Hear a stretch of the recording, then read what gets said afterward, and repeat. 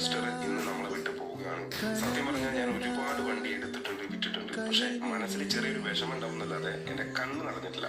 പക്ഷെ ഈ ഒരു വണ്ടി കൊടുത്ത സമയത്ത് സത്യം പറഞ്ഞാൽ പിടിച്ച് നിൽക്കാൻ പറ്റില്ല. അത്രയും സങ്കടമായി പോയിട്ടുണ്ട്. പോകുന്നതിന് മുമ്പ് അവസാനമായിട്ട് 2 ദിവസം വെച്ച് ഞാനൊരു ഫോട്ടോയും കൂടി എടുത്തിട്ടോ. രണ്ടും വെച്ച് കുറച്ച് റീലൊക്കെ എടുക്കണമെന്ന് വിചാരിച്ചു. പക്ഷെ നടന്നില്ല. കാരണം പെട്ടെന്നായിരുന്നു ഇതിന്റെ ഒരു സെയില്. ഏതായാലും അവസാനമായിട്ട് ചാവി അതുപോലെ വണ്ടിയുടെ RC എല്ലാം നമ്മൾ കൈമാറി. അങ്ങനെ അവര് ബസ് എടുത്ത് പോയിട്ടോ.